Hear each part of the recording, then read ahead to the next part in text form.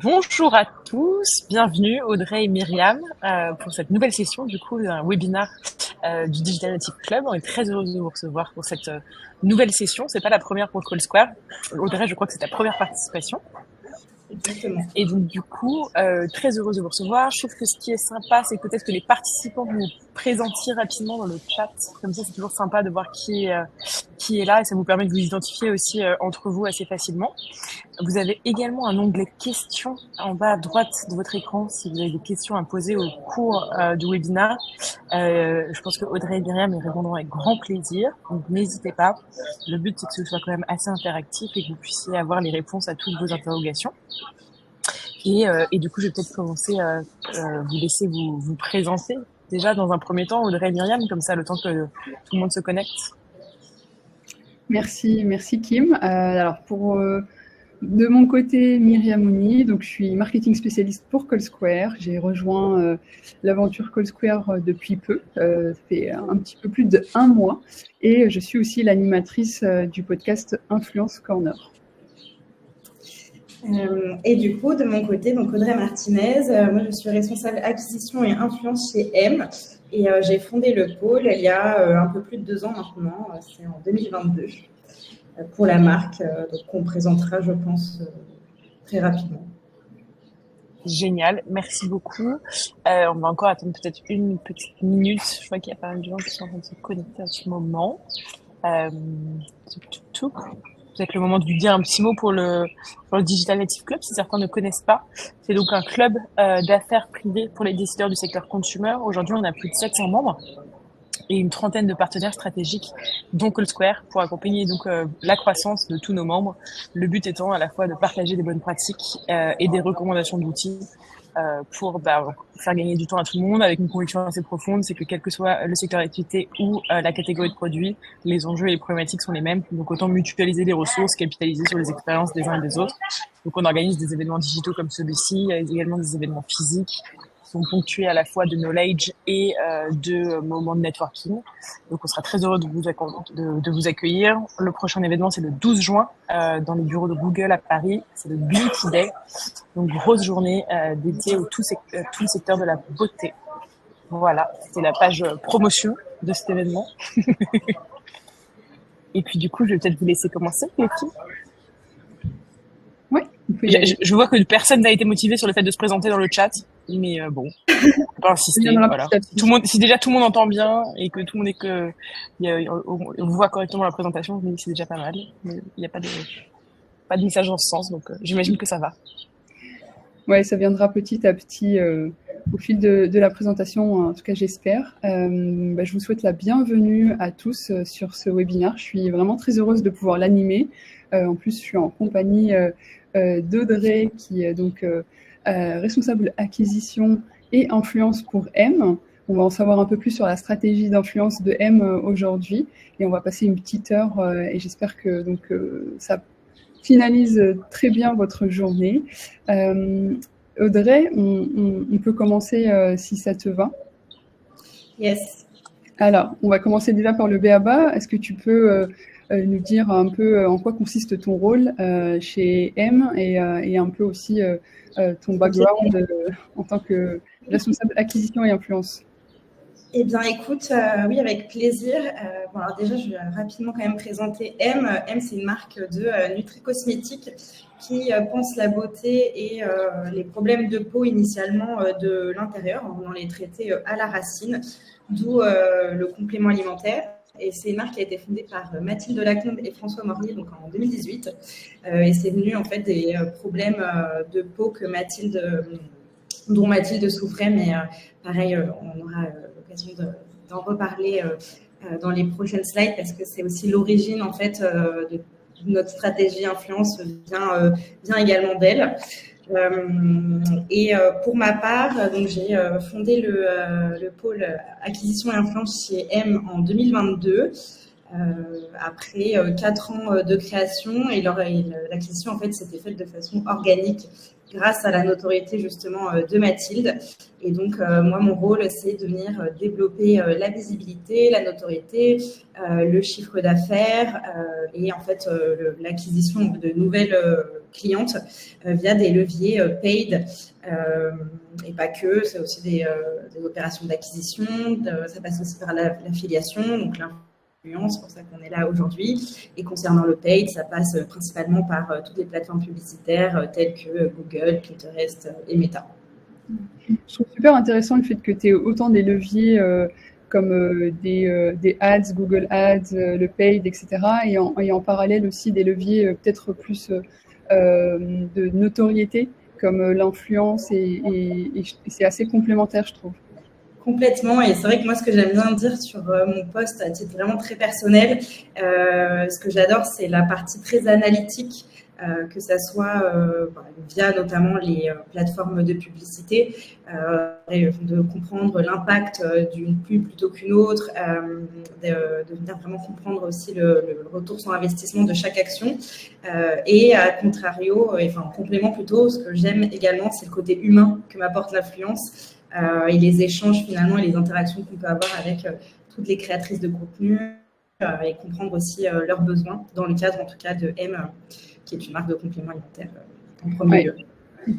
Je suis d'accord, le côté humain c'est très important dans l'influence et d'ailleurs on va le voir par la suite justement quand en fonction des approches que vous avez, justement comment vous adaptez l'approche avec les créatrices de contenu et les KOL. Ce sera une bonne transition pour parler un peu de la stratégie d'influence de M au global, de ce que vous avez déjà fait, de comment vous avez initié cette stratégie et aussi quels ont été tes choix aussi, tes choix pour privilégier une action parmi tant d'autres, etc. Complètement. Je ne sais pas si tu veux passer peut-être les slides d'abord à ce sujet. Ouais. Ça va, d'accord. Non, mais du coup, voilà, pour vous redonner un petit peu de contexte sur l'origine. Donc, comme je le disais, M est né en fait des problèmes de peau que Mathilde Lacombe avait, notamment liés à ses grossesses. Elle souffrait de rosacée et avant de fonder M, elle était la fondatrice de Jolie Box qui est devenue Birchbox. Donc, elle avait accès, voilà, à toutes les crèmes, marques possibles, inimaginables, mais rien n'y faisait. Et c'est en se rapprochant d'une micronutritionniste qu'elle s'est rendue compte qu'il fallait qu'elle rééquilibre sa flore intestinale pour pouvoir venir traiter ses problèmes de peau à la racine. Et c'est ce qui lui a donné l'idée de fonder cette marque qui est donc M, puisqu'à l'époque, donc en 2018, il y avait très peu de marques sur le marché avec cette image également, ce branding, puisque c'était surtout des compléments alimentaires pharmaceutiques. Et je préférais rappeler ce contexte aujourd'hui parce que Mathilde a, si vous le regardez sur Instagram, un compte Instagram, elle a une certaine notoriété et ce qui a permis à la marque sur les premières années d'acquérir des clients de façon ce qu'on appelle organique. Mais voilà, c'est une acquisition qui, au bout de 3-4 ans, connaît ses limites, puisque l'idée, c'est de venir faire de la pédagogie auprès de nouvelles cibles en France ou à l'étranger, comme on va pouvoir en parler. Et c'est pour ça, en fait, que voilà, mon poste a été créé en 2022 pour venir développer cette notoriété, cette visibilité de la marque sur les leviers payants. Et du coup, l'influence en a fait partie. Et en fait, à mon arrivée, j'ai d'abord travaillé l'influence avec tous les profils qui avaient déjà parlé d'eux-mêmes et que c'était à l'époque le réseau finalement de Mathilde et ce qu'on appelait les amis de la marque. Mais pourtant, j'ai quand même rapidement souhaité développer un programme d'affiliation avec Affiliate, avec qui j'avais déjà eu l'occasion de travailler dans ma précédente expérience. Et en fait, j'ai très vite compris que l'affiliation allait pouvoir m'aider sur l'influence chez M parce que, à la différence d'une marque comme une box beauté par exemple, où la prise de parole d'un point de vue story unboxing fonctionne très bien parce que c'est l'essence même d'un business model d'un business de box. le complément alimentaire, les challenges qu'on avait, c'était plus sur de la pédagogie, de l'éducation, et le résultat également, après une cure qui peut durer un petit moment, 3 à 6 mois, voire 1 an, prime, voilà, lorsqu'on est une marque de complément alimentaire. Et donc, l'affiliation venait assez bien s'imbriquer dans cette stratégie d'avoir des prises de parole sur le long terme et de tisser des liens assez personnels avec chaque créatrice de contenu afin de répondre à leurs besoins personnels. Et donc, ça permettait en fait d'avoir des prises de parole et de donner envie aussi à la créatrice de contenu de parler de la marque d'elle-même grâce à l'affiliation, puisqu'elle savait qu'elles étaient aussi rémunérées par commission. Donc, c'était un peu la carotte, ça l'est toujours pour elle. Et c'est vrai que voilà, chez M, j'ai souhaité faire croître notre crew sans travailler vraiment la masse, mais plutôt la qualité, et donc de me rapprocher de personnes qui avaient soit parlé de problèmes de peau, donc ça on peut notamment le connaître grâce à une plateforme comme CallSquare, réussir à faire du sourcing avec certains mots-clés comme de l'acné, de la rosacée, des chutes de cheveux, voilà ce genre de soucis qui permet voilà, d'approcher une créatrice de contenu en ayant ce souhait de répondre à un réel besoin. Ou sinon c'était des personnes qui avaient parlé, qui avaient entendu parler de nous, et l'idée voilà, c'est de les accompagner au cours de leur vie et de répondre à leurs besoins, que ce soit peau, ongles, cheveux, grossesse. Voilà, on répond à de nombreux besoins, mais c'est vrai que c'est des relations qui sont choisies de façon très personnelle, et le suivi est assez important dans notre cas. Et donc, on privilégie les collaborations long terme, notamment voilà, sur la France, pour commencer. Je ne sais pas si tu veux dire quelque chose, Myriam, pour rebondir à ce sujet avant de passer sur l'international. Ouais, c'est vrai que je rebondis sur ce que tu viens de dire, sur le fait que ce soit vraiment tourné autour du besoin, et de pouvoir, une fois qu'on a déterminé un besoin, de pouvoir collaborer sur le long terme, étant donné que voilà, c'est aussi la spécificité du produit qui fait que on a besoin de temps pour voir des résultats. Comment tu crées ton approche avec les créatrices de contenu, les KOL à qui tu fais confiance dans un premier temps? Ça veut dire que tu détermines le besoin sur la plateforme, donc comme tu viens de dire, rechercher le besoin sur CallSquare, et ensuite tu les contactes directement? Alors, ça dépend. Effectivement, si je vois, par exemple, soit via une plateforme comme CallSquare, ou alors via de la veille personnelle, parce que mine de rien, on ne va pas se le cacher, quand on travaille l'influence, il faut aussi aimer faire de la veille sur différents réseaux sociaux. Et typiquement, quand je vois une personne qui souffre d'acné hormonal, de façon un exemple très concret, je me mets sur le compte de M, et je réponds à la story, par exemple. Alors, l'idée, c'est pas d'avoir une approche trop commerciale, mais plutôt voilà, de montrer qu'on a vu la communication à ce sujet, que je me permets de prendre contact avec elle. Après, je n'oblige à rien, et je ne parle pas du tout de collaboration ni de partenariat dans un premier temps. On travaille vraiment l'influence de façon, vraiment petit à petit chez elle. Donc là, l'idée, c'est juste de lui proposer une solution à son problème. Ensuite, si elle souhaite, je lui envoie les produits, elle les teste dans un premier temps, et ce n'est qu'ensuite, si elle est satisfaite finalement du traitement qu'on lui a apporté, qu'on pense collaboration dans un second temps. Donc ça, c'est quand je constate ou que je vois qu'il y a entre guillemets, je mets bien un guillemets, un souci évoqué.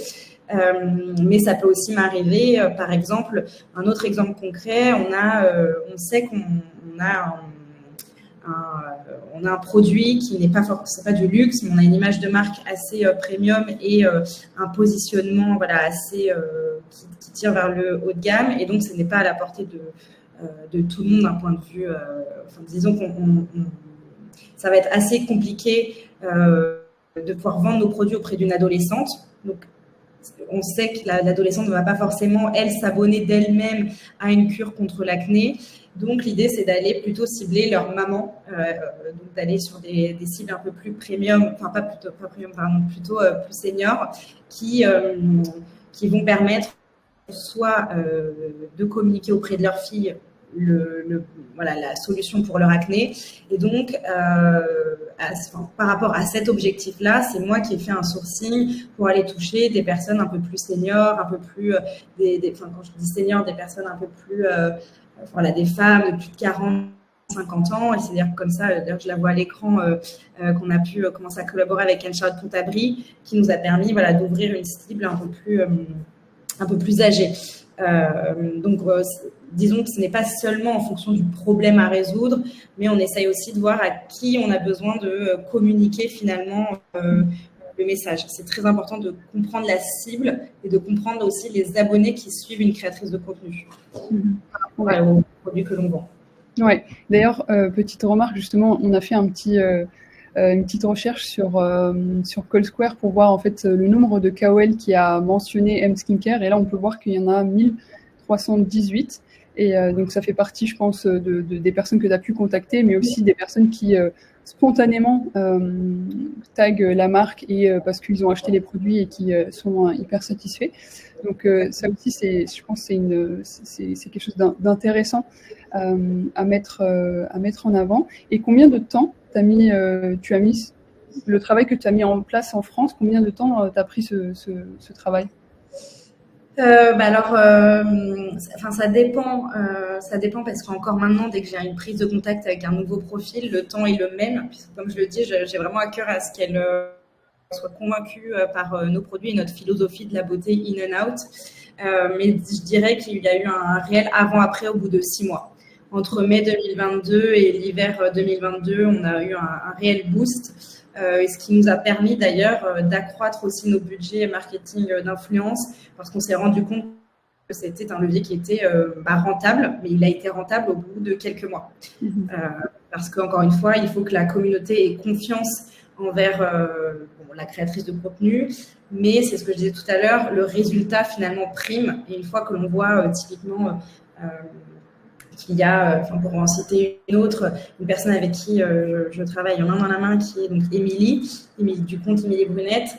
Sa communauté connaît son passif, ses antécédents, que ce soit médicaux ou autres, et le fait qu'elle a eu une superbe pousse du cheveu grâce à RN Scalp Boost a permis de mettre Émilie comme une de nos meilleures ambassadrices, mais parce qu'elle a montré un réel résultat après plusieurs mois de prise d'un complément alimentaire. Donc, je dirais 6 mois. Et d'ailleurs, c'est comme ça aussi que vous avez mis en avant sur votre site l'exemple d'une créatrice de contenu aussi qui s'appelait Mara, il me semble. Oui, Mara Lafontaine, ouais. Effectivement, pareil, Mara, j'ai commencé à travailler avec elle, je dirais, même pas travailler avec elle. J'ai commencé à échanger avec elle mi-2023 parce que, et ça c'est un exemple typique, et d'ailleurs elle l'avait dit en story, donc ça m'a fait bien rire. J'avais vu passer sa story comme quoi elle souffrait d'acné hormonal, et donc j'ai foncé pour répondre avec le compte de M. Je lui ai conseillé donc Balance & Glow, qui est notre complément alimentaire probiotique lié aux troubles hormonaux, et puisqu'elle souffrait quand même beaucoup d'acné, je lui ai aussi conseillé Pure Glow, et elle est également venue faire des LED à la boutique, donc on a fait un traitement 360 comme nos communications. Et donc, en fait, elle a commencé à parler d'elle-même parce qu'elle a été bluffée par les résultats. Elle en a parlé sur TikTok, notamment, et un petit peu sur Instagram.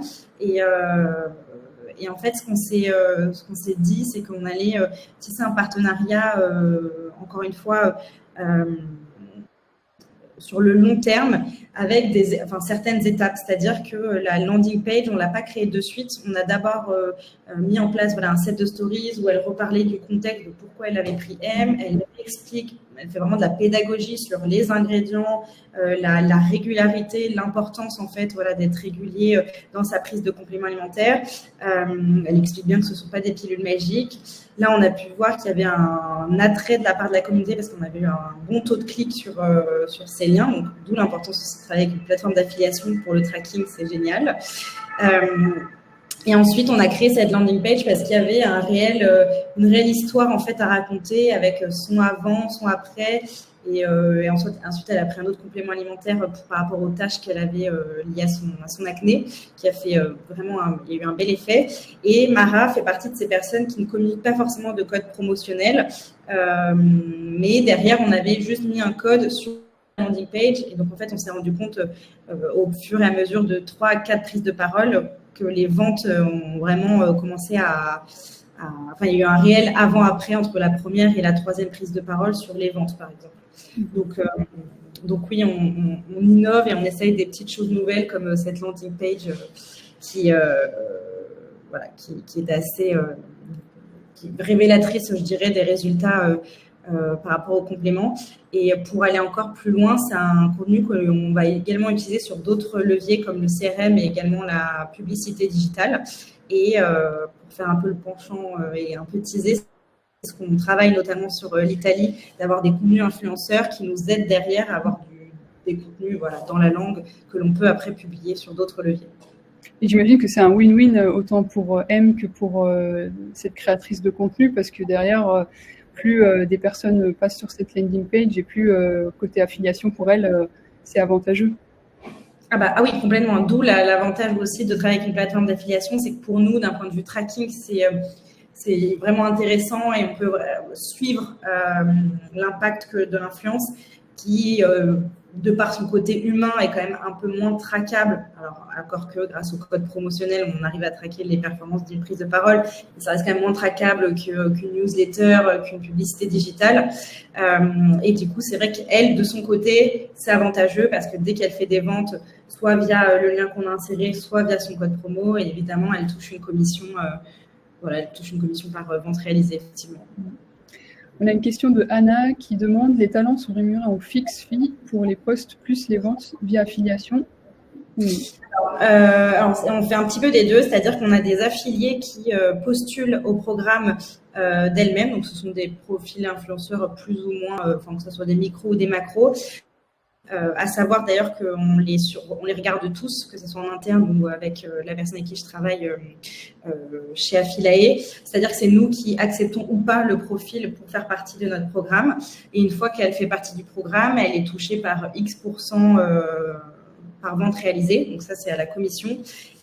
Et après, on a également des contrats paid avec de nombreux profils par mois que l'on espace sur. Donc, quand je parle de contrats à long terme, j'essaye de les espacer. Elles ne parlent pas forcément tous les mois de M, mais tous les 2 mois. Et là, il y a une prise de parole avec un budget fixe pour un set de stories. Et en plus, elles ont une commission allouée. Et d'ailleurs, le petit tips, et c'est aussi comme ça que j'ai travaillé l'influence, c'est que grâce à la plateforme d'affiliation et donc grâce à l'affiliation que l'influenceuse touche, ça permet de négocier quand même un petit peu à la baisse les budgets, le tarif fixe de la prise de parole. Okay. Parce qu'elle se retrouve aussi.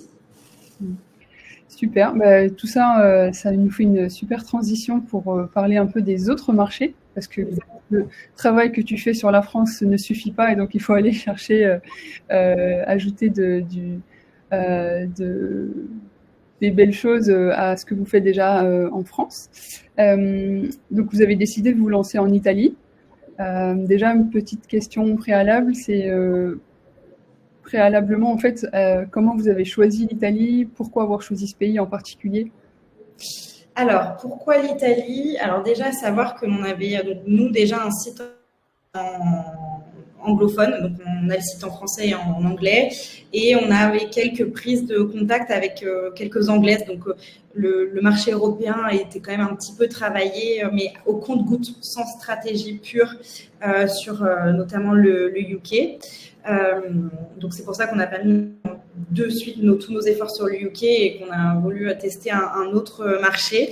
Et pourquoi l'Italie? Parce que on avait en parallèle un développement B2B sur le marché. On a ouvert notre présence Sephora chez Sephora en Italie en début 2023. Et donc on était en connaissance de cause fin 2022 de cette ouverture, et on est également disponible et présent sur 2 autres distributeurs.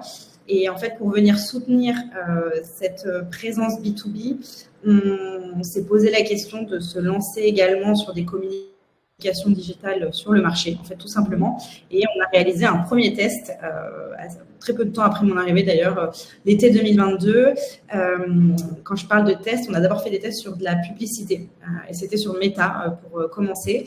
On a réalisé des publicités italiennes, donc la créa et l'édito, si je puis dire, était italien. Mais on n'avait pas de site italien, donc on redirigeait vers notre site anglophone. Déjà, ça a été un premier test and learn assez constructif puisqu'on s'est rendu compte du fort potentiel du marché puisqu'on avait des taux de clics très élevés, parfois même meilleurs qu'en France. Donc, on se rendait compte que le message plaisait et que le produit pouvait potentiellement être attractif. Sauf qu'une fois arrivé sur le site, on s'est rendu compte qu'on avait en revanche très peu de conversions, mais surtout un taux de rebond très élevé. Bon, ça a été assez rapide, hein, la conclusion, c'est que l'annonce est en italien, la landing page est en anglais, et les Italiens ne sont pas non plus connus pour être anglophones, enfin, ils ne parlent pas tous anglais, à la différence d'autres pays, sans les critiquer évidemment, hein, mais à la différence de d'autres pays plutôt nordiques. Au nord de l'Europe, ce sont des cultures où l'anglais est appris dès le plus jeune âge, ce qui n'est pas le cas des pays plutôt sudistes, si je peux me permettre. Ça a été un premier test qu'on a fait. Et donc, du coup, début 2023, au moment de l'arrivée de M chez Sephora en Italie, on a décidé de traduire notre site pour pouvoir retester le marché, mais de façon un peu plus... j'allais dire professionnel, un peu plus adapté envers l'audience à qui on s'adressait. Donc ça a été une des premières raisons, c'est plus le lancement B2B que l'on a voulu soutenir. Super. Donc de saisir l'opportunité de ce pop-up avec Sephora chez qui vous êtes distribué. Exactement. Alors ça a été plutôt dans un second temps et c'est un de mes conseils, je dirais, de tisser des bons partenariats sur le marché. Et donc en fait, dans un premier temps, encore une fois, en 2023, on a voulu se lancer sur de la publicité. Donc c'est vraiment avec la publicité que je me suis lancée sur le marché avant même de solliciter l'influence. Et donc à ce moment-là, ce qu'on faisait beaucoup, c'était de la duplication bête et méchante de nos contenus français en Italie, qui, encore une fois, ne fonctionnait pas très bien. Et je vais vous donner très rapidement le contexte, c'est qu'on est arrivé sur le marché français initialement déjà avec une personne qui était connue sur le marché, donc qui est Mathilde Lacombe, mais également avec un autre objectif qui était de montrer l'importance aux Français de prendre soin de sa peau de l'intérieur. Et donc, l'idée, c'était M est une marque de compléments alimentaires. Sauf que derrière, en 6 ans, on a développé d'autres gammes. Et on a une gamme de soins, on a une gamme également de make-up, on appelle le make-up care, c'est un make-up soin. Sauf qu'on ne souhaitait pas intégrer un nouveau marché avec ces produits qu'on appelle un peu out, mais plutôt de rentrer avec du in, comme l'origine de M, pour faire comprendre que c'était l'origine de M, c'est une marque de compléments alimentaires et non pas une marque de cosmétiques. Et là, également, on s'est un petit peu trompé puisque ça reste du marketing en fait interculturel. On n'intègre pas un marché exactement de la même façon que l'on intégrerait, que l'on a intégré sur notre marché mère, si je puis dire. Et en fait, on s'est rendu compte, pareil, a posteriori, que c'était plutôt le make-up qui fonctionnait mieux que le complément alimentaire et d'un point de vue acquisition pure, c'est-à-dire de la publicité, dans un second temps l'influence, et ensuite, évidemment, les messages éducationnels sur le complément alimentaire sont travaillés dans un second temps grâce à notre CRM, au SIA, au SEO également. Ouais, donc il faut bien faire attention aux différences de connaissances en fait sur le produit, notamment là ici sur le complément qui est pas forcément. Ouais, exactement. Et c'est vrai que si je pouvais résumer juste en une question, c'est les questions à se poser, c'est quelle est la maturité du marché en fait par rapport aux produits que l'on vend. Et du coup, nous, dans notre cas, c'était de la nutri-cosmétique et d'essayer de comprendre les habitudes de consommation. Ça, voilà, c'est un peu le B à bas. Mais sinon, pour revenir quand même à ce qu'on se disait sur l'arrivée de l'influence en Italie, effectivement, on a, au-delà de cette présence chez Sephora au global, Sephora e-commerce et Sephora dans les Sephora et les boutiques, on a conclu un partenariat avec eux et je trouve que c'est quelque chose qui est assez important et intéressant quand on intègre un nouveau marché, c'est de penser à des partenaires partenariat. Et donc, nous, on a réalisé un pop-up à Milan début 2023 avec le crew influenceur Sephora. Ça nous a permis de développer cette visibilité sur le marché. On avait une vingtaine de profils qui se sont rendus sur le pop-up et on avait pensé cette prise cette prise de parole en 2 temps, et c'est aussi comme ça qu'avait été construit le brief. D'ailleurs, ça c'est la personne que tu montres, c'est Giovanna, c'était une des personnes qui était présente. Et l'idée, c'était de faire du drive to store vers donc du coup ce pop-up où Mathilde était présente. Donc au moins, elle a pu bien expliquer l'essence de M. Et ensuite, dans un second temps, c'était plus du drive to website, mais website vers Sephora, encore une fois, avant de rediriger vers notre site l'idée, c'était qu'il y ait une certaine répétition. Elle a pris la parole plusieurs fois et elle explique, en fait, une fois arrivée chez elle, quelle est la cure qu'on lui a recommandée personnellement au pop-up. Donc, ça, c'était assez intéressant et c'est un des premiers points de contact que l'on a eu sur le marché. Et ce qui est aussi hyper important à avoir en tête, je pense, quand on intègre un nouveau marché, c'est de penser l'influence comme un moyen de faire de la notoriété et de la visibilité avant même de penser performance et conversion comme ce que l'on peut le faire sur la France. Donc voilà pour les débuts de l'influence en Italie. Et donc, à travers ce crew avec qui vous avez travaillé sur le pop-up de Sephora, est-ce que vous aviez un avis sur les créatrices de contenu qui ont été sélectionnées comment ça a matché avec M? Alors oui et non, c'est-à-dire que l'idée de tisser quand même un partenariat, c'est de faire aussi confiance à l'expertise du partenaire. Et donc là, en l'occurrence, Sephora. Et l'idée aussi, c'est puisqu'on était une marque encore à ce moment-là inconnue sur le marché, il fallait aussi que les profils influenceurs puissent aussi avoir confiance en nous. Et donc, en travaillant avec le crew Sephora, on a pu toucher de nouveaux profils auxquels on n'aurait pas forcément pensé. Alors, c'est pas le cas de Giovanna pour le coup, qu'on voit à l'écran. Je pense que j'aurais pu penser à elle. Mais il y a d'autres profils qui sont pas forcément type comment je pourrais dire ça, type M, ou alors qui correspondaient pas forcément à avoir une attente d'un besoin quelconque. Donc voilà, on a vraiment fait confiance à la team Sephora. Après, on avait reçu un listing et nous, on a fait un écrémage pour en sélectionner quelques-uns. On n'est jamais aussi à l'abri de bonnes surprises quand on profil auquel on ne pense pas forcément et qui marche bien aussi. Ça aussi, c'est vrai que c'est une réalité à avoir en tête. Et donc, est-ce qu'il y a une seconde phase à cette stratégie de déploiement après ce pop-up? Exactement. En fait, l'idée sur l'année 2023, ça a été de faire beaucoup de tests en tout genre et de test and learn tout simplement. Et donc, en fait, en plus de ce partenariat avec Sephora, on a également tissé un autre partenariat avec une autre plateforme d'affiliation qui nous a suggéré un plan, une campagne en fait avec quelques profils italiens. Je crois que c'était la slide d'après, si je dis pas de bêtises, j'avais mis quelques écrans, voilà, typiquement juste avant. Oui, voilà, typiquement elle en fait partie. Et l'idée en fait, c'était grâce à leur expertise sur le marché, de venir nous aider à faire un sourcing de profils assez similaires aux personnes avec qui on pouvait travailler sur la France ou sur le UK, mais avec cette prérogative de personnes qui avaient soit un besoin, encore une fois, soit qui ne consommaient pas forcément de compléments alimentaires pour justement ne pas venir se fondre dans une masse concurrentielle. C'est-à-dire que, encore une fois, sur le complément alimentaire, à la différence d'une marque de prêt-à-porter, c'est assez bizarre d'avoir une créatrice de contenu qui prend 3 marques différentes pour une chute capillaire. Ça n'existe pas, à la différence du prêt-à-porter où on peut clairement, tout le monde, comme toi et moi, Myriam, on porte différentes marques dans la vie de tous les jours.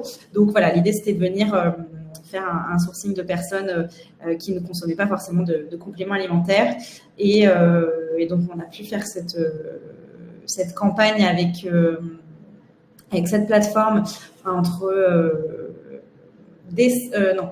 août 2023 et jusqu'à décembre 2023, avec plusieurs prises de parole également pour rester sur cet objectif de répétition de messages, répétition publicitaire. Et là, le brief était assez simple. L'idée, c'est de venir, dans un premier temps, expliquer l'origine de la marque, pourquoi la personne a décidé de commencer. Là, typiquement, on voit Dages & Glow, donc c'était un profil qui avait des soucis pour digérer le gluten. Donc voilà, elle fait plus de storytelling sur la première prise de parole. Et donc, encore une fois, il ne faut pas penser performance. Et on a plutôt pensé à la performance dans un troisième temps, avec des redirections vers les produits dont elle parlait et surtout les retours qu'elle avait pu qu'elle avait pu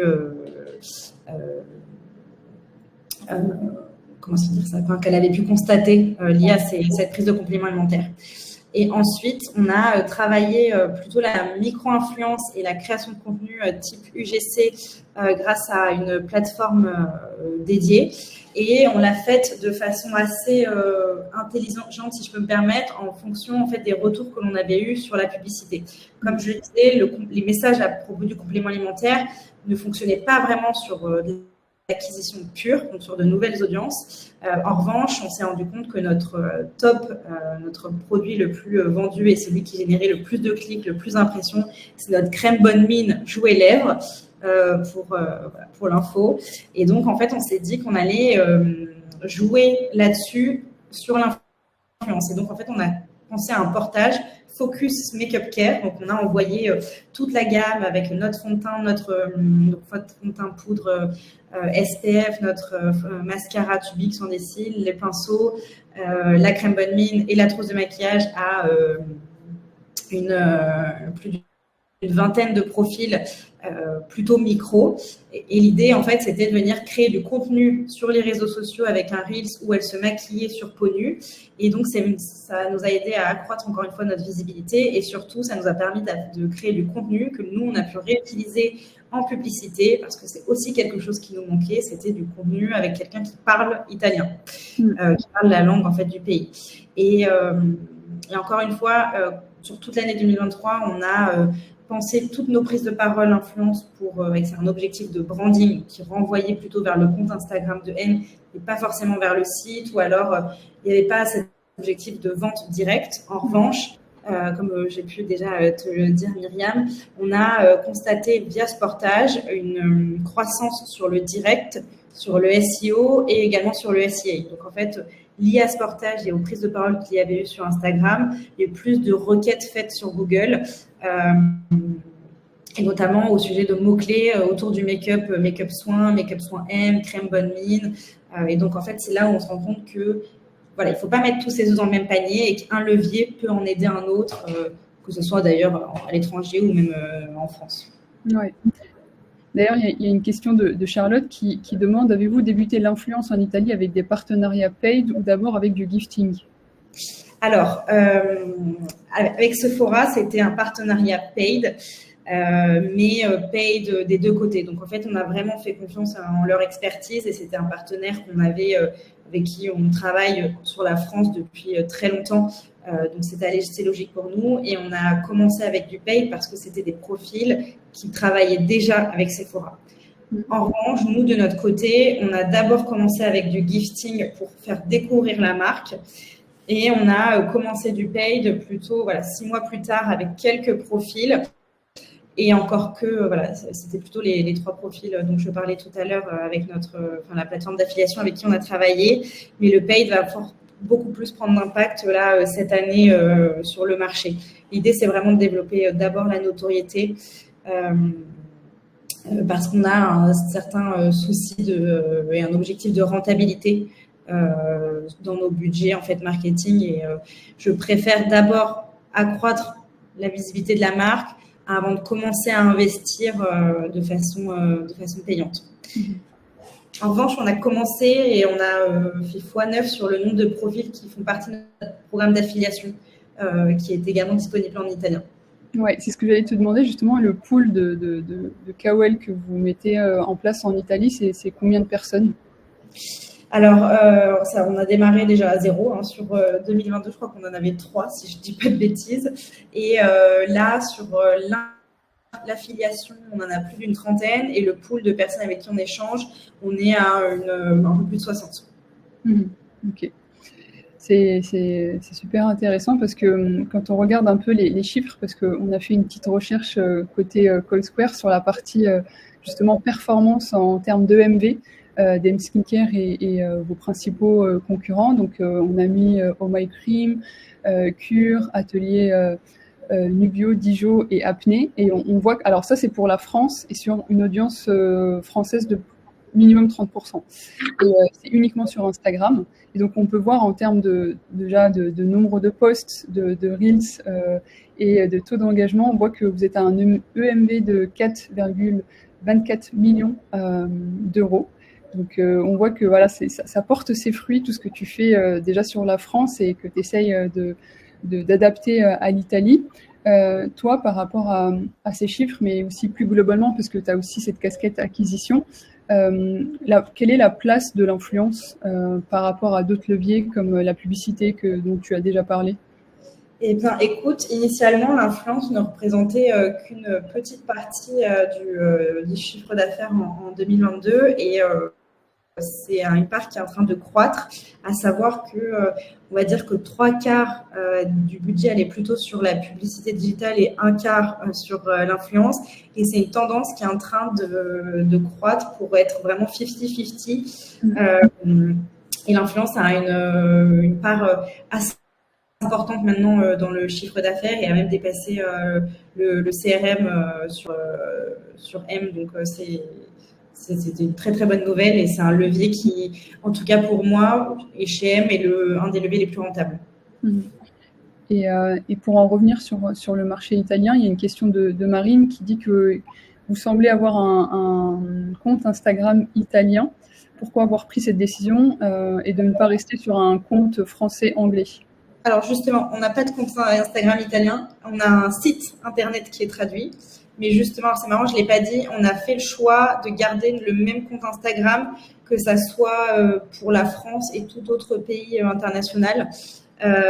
Pourquoi? Parce qu'on a un compte Instagram donc maintenant avec 163 000 abonnés et justement le fait de communiquer, alors là c'est vraiment plus pour la partie publicité, encore plus que l'influence, quand on communique une publicité, c'est avec le compte Instagram en soi, donc c'est comme si c'était M Skincare sponsorisé et donc même quand l'objectif de la publicité est de faire du trafic sur le website, si on clique sur le compte, on est redirigé vers le compte organique. Et en fait, on avait vraiment à cœur de garder ce compte qui est travaillé depuis maintenant bientôt 6 ans et qui retrace tout l'historique que l'on a avec la marque. On voit également Mathilde présente dessus et qui est un compte qui est assez engagé également. Donc, on a fait et qui, quand on commence à aller sur un nouveau marché, qui apporte quand même une certaine légitimité. C'est-à-dire qu'on tombe sur ce compte, on ne se dit pas « Ah, qu'est-ce que c'est que ce compte avec à peine 500 abonnés, d'où ça sort ?» Voilà, donc on a fait le choix sur le compte Instagram de garder le compte d'origine. Tous les posts maintenant sont traduits en FR et EN. On ne les traduit pas encore en italien et c'est pour le moment pas l'objectif. En revanche, la landing page d'un point de vue site e-commerce pour que derrière il y ait des clientes potentielles, tout a été traduit en italien. D'accord. Et donc, si je résume un peu sur les dispositifs et la manière dont vous avez intégré le marché italien, il y a déjà eu ce pop-up donc avec Sephora. Ensuite, vous avez fait un portage du gifting auprès d'un pool d'ambassadrices. Et ensuite, pour toi, quelle est la prochaine étape? Comment tu travailles aussi les briefs pour t'adapter encore plus aux besoins des Italiennes par rapport aux Françaises, par exemple? Alors déjà pour entre guillemets prochaine étape et ce que j'ai pas aussi dit, c'est que à la différence de la France, si je l'ai fait je l'ai un petit peu travaillé de la même façon sur quelques profils, une dizaine de profils où je me suis vraiment intéressée à leurs besoins très personnels comme les exemples que tu as pu montrer. Mais à la différence de la France, pour justement avoir le travail plus d'un point de vue massif, donc plutôt quanti, j'avais fait donc un portage Focus Makeup Care en septembre 2023 et j'ai fait un second portage lors de notre lancement de notre nouvelle gamme collagène, Focus Collagène, fin 2023, début 2024, qui nous a permis aussi d'avoir d'ailleurs de la création de contenu en italien sur du collagène et donc du coup de faire également de la pédagogie. Et en fait, là, l'idée, c'était de travailler plutôt les prises de parole quantitatives sur un même produit qui, on le sait, fonctionne bien parce que du coup, sur le marché, on a pu voir que ça soit sur les... c'est quelque chose qu'on analyse, les pages qui sont les plus visitées. On est vraiment très regardant sur l'expérience client sur le site internet et ce qui nous permet derrière de pouvoir encore plus affiner nos stratégies d'acquisition. Et donc, ce qui en ressortait, comme j'ai dit, c'est le make-up care, mais également le collagène, qui est assez facile à pitcher puisque tout le monde peut en consommer. C'est une protéine qu'on perd tous dans le corps et qui est bien pour la peau, les ongles, les cheveux, les articulations. Donc là, l'étape, c'était vraiment de venir accroître la visibilité sur des produits assez spécifiques sur le marché italien. Et donc, ça nous a permis d'accroître au global le crew dont je parlais d'un peu plus de 60 personnes. Et là, maintenant, justement, la prochaine étape, c'est de venir reprendre contact avec chaque personne qui ont déjà reçu nos produits, qui ont déjà parlé, de savoir ce qu'elles en pensent, d'être vraiment plus à l'écoute personnellement. Et ça, je tiens quand même à le dire que ça peut être très chronophage et il y a un réel enjeu d'avoir une ressource humaine dédiée. Et typiquement, moi, je viens de recruter une nouvelle personne dans mon équipe, dont une de ses missions, ce sera d'entretenir ces liens avec ces ambassadrices italiennes, qui n'est pas aussi facile quand on est en équipe très réduite. Donc voilà, la prochaine étape, c'est d'avoir un crew engagé et qu'on peut vraiment considérer comme des ambassadrices, comme sur la France, et de davantage pitcher cette plateforme d'affiliation, ce programme que l'on travaille du coup avec Affilae et de pouvoir avoir des contrats sur le long terme comme sur la France. Et donc, on arrive bientôt à la fin. J'aurais une dernière question pour toi, Audrey. Ce serait finalement, là, le marché italien, donc tu commences à mettre en place pas mal de choses. Est-ce que tu penses déjà à d'autres pays européens? Comment tu t'imagines la suite? Oui, je pense à d'autres pays européens. Et alors, par exemple, ça reste un pays qui peut être également francophone, mais je pense notamment à la Belgique et qu'on a essayé de travailler de la même façon que sur l'Italie. C'est vrai que l'Italie, au-delà de cette campagne avec Sephora, ce qu'il faut retenir, c'est la présence aussi, faire un événement, ça peut être intéressant et ça peut permettre de donner encore plus envie au profil influenceur de venir nous découvrir. Et c'est exactement ce qu'on a réitéré en Belgique. On a tissé un partenariat il y a très peu de temps avec un distributeur qui s'appelle Seven. On a fait également une masterclass au sujet du collagène sur place avec plusieurs profils. Et en fait, en échangeant avec ces personnes, on s'est rendu compte qu'il n'y avait pas... qu'il y avait une certaine demande sur le complément alimentaire sur le marché.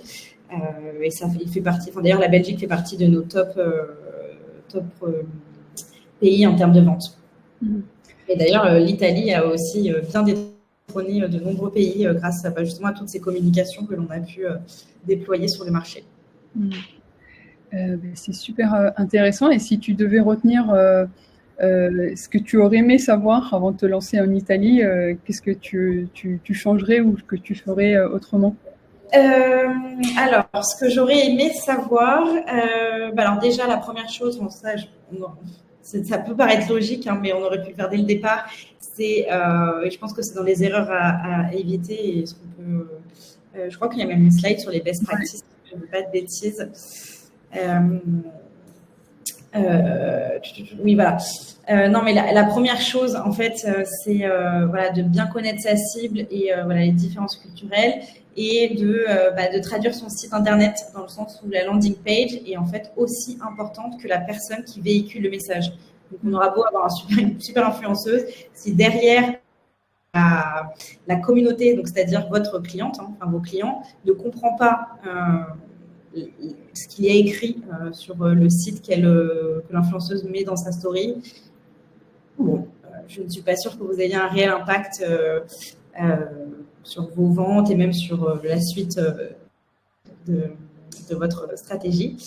Ce que je mettrais aussi en avant, c'est quand vouloir intégrer un nouveau marché exactement de la même façon que son pays d'origine n'est pas forcément une bonne idée. Nous, encore une fois, dans notre cas, et c'est peut-être propice à M spécifiquement, mais le fait que ce soit une marque qui a été créée par un profil déjà influent, ça peut, entre guillemets, biaiser l'idée qu'on peut se faire d'une acquisition qui va peut-être être aussi facile sur un autre marché, et également de comprendre les habitudes de consommation d'un marché par rapport à un autre. Encore une fois, la maturité du marché italien sur le complément alimentaire n'était pas aussi développée que sur le marché français, à la différence du make-up et du make-up soin, parce que c'est aussi ce qui a vraiment plu sur le marché italien. C'est pas seulement cette histoire de maquillage, c'est vraiment le make-up lié aux soins qui était en forte demande sur le marché et qui a plu. Et effectivement, le fait aussi de faire confiance aux ambassadeurs locaux qui comprennent les spécificités du pays pour se lancer de façon pérenne et sereine, parce que, alors ça je l'ai fait assez peu, mais c'est quelque chose aussi que j'ai à cœur de développer en 2024, c'est de prendre le temps de discuter avec les profils avec qui sont contents de recevoir nos produits, d'avoir vraiment leur retour, que ce soit d'un point de vue produit, mais d'un aussi image, comment elles voient l'arrivée de notre marque sur le marché. Elles vont aussi avoir des concurrents en tête que l'on n'avait pas forcément nous en tête, et ça c'est hyper enrichissant pour ensuite faire de la veille et voir aussi comment on adapte notre stratégie. Donc c'est de considérer les profils influenceurs comme des partenaires à part entière et pas seulement comme un placement publicitaire, si je puis dire pour terminer. Oui, c'est vrai que c'est aussi c'est de cette manière-là qu'on crée de la confiance et de l'authenticité. Ce que tu me disais aussi, que tu recherchais vraiment à ce que chaque personne à qui tu fais appel puisse partager son expérience, et surtout que ce soit vrai et que ça puisse être utile à son audience. Exactement. Mais je pense qu'on a fait un peu le tour. J'espère que ça vous a plu, et je crois qu'il y a quelques questions encore. Que je reprenne. Une question de Charlotte qui dit: comment sourcez-vous des nouveaux profils italiens? Eh bien, alors, de plusieurs façons. Alors, du coup, comme je le disais au tout début, CallSquare, une plateforme comme CallSquare aide vachement. Alors, nous, dans notre cas, notamment sur le marché français, mais c'est la même chose en soi sur le marché italien, c'est d'aller chercher des personnes qui ont alors c'est un peu barbare de dire problème, mais un besoin spécifique. En fait, il faut prendre le produit que vous vendez et comment on peut répondre à une attente. Et donc, en se posant ces questions-là, on a des mots-clés spécifiques qui ressortent. Et grâce à une plateforme comme CallSquare et bien des mots-clés, c'est assez facile de sourcer en cette façon. Après, moi, j'aime bien aussi en me rapprochant de profils avec qui j'échange déjà, de regarder les amis de ces profils-là, des profils similaires, notamment en faisant de la veille tout simplement sur Instagram. On peut très bien voir des profils affinitaires avec les profils d'influenceurs avec qui on travaille déjà. Et aussi, ce qu'on a également fait, que je n'ai pas forcément énoncé, c'est vrai, c'est d'aller voir les profils avec qui travaillent nos marques amies. Une marque amie, donc du coup, c'est le contraire d'une marque concurrente. Une marque amie, ce sont des marques avec qui on va pouvoir tisser des partenariats. Pour vous donner des exemples, nous, même sur le marché français, et ce sont des marques qui sont présentes sur le marché italien. Je pense notamment à Caudalie, à Manucuriste, qui sont des marques avec qui on a déjà tissé chez M des partenariats, qui travaillent leur présence sur le marché italien. Donc, ça peut valoir le coup de se demander quel profil ils travaillent, pour pouvoir leur présenter M et leur présenter le côté in qu'elles n'ont pas forcément avec Caudalie ou Manucuriste. Ça peut être aussi une idée de veille à réaliser. Super. Et une dernière question, mais je pense que la personne n'était pas là au début, donc elle n'a pas pu rattraper. C'est est-ce que vous avez utilisé une agence pour vous lancer sur le marché italien? Donc non, mais vous aviez quand même une plateforme d'affiliation. Oui, exactement. Oui. Avec on n'a pas fait appel à une agence spécifique pour avoir une campagne de lancement. En revanche, je l'avais quand même mis dans les points importants, en tout cas intéressants et ça peut être bien d'y songer quand on veut se lancer à l'international, c'est de tisser quand même des partenariats. Que ce soit agence ou pas, des partenariats typiquement nous avec un de nos distributeurs comme on a pu faire avec Sephora, un partenariat avec une plateforme d'affiliation ou un partenariat avec une marque amie comme j'ai pu le dire là sur cette fin de présentation. Je pense que d'être accompagné, ça aide quand même à comprendre le marché et à intégrer un nouveau marché quand on est inconnu au bataillon. Ouais, de faire moins d'erreurs, on va dire, et d'aller plus vite peut-être. Et voilà, c'est peut-être plus vite. Mais après, les erreurs sont pas. Pour moi, c'est pas des mauvaises choses. On est beaucoup en tout cas, personnellement, je me suis très test and learn, et parfois c'est en tombant qu'on apprend à se relever. Donc c'est pas très grave de faire des erreurs. C'est sûr. Totalement d'accord. Écoute, je te remercie Audrey. Je te passe la main, Kim, pour cette fin de webinaire. J'ai pas grand-chose à ajouter. C'était surtout pour vous remercier encore une fois, préciser que évidemment Myriam est disponible notamment sur le Slack du club si les gens ont des questions et ont envie d'en savoir plus. Le replay du webinaire ce sera disponible donc également dans le Notion et on se tient à votre disposition évidemment pour toute mise en relation le cas échéant. On sera un plaisir de pouvoir le faire. Merci Kim. Merci à tous. Merci à vous, à bientôt. À bientôt.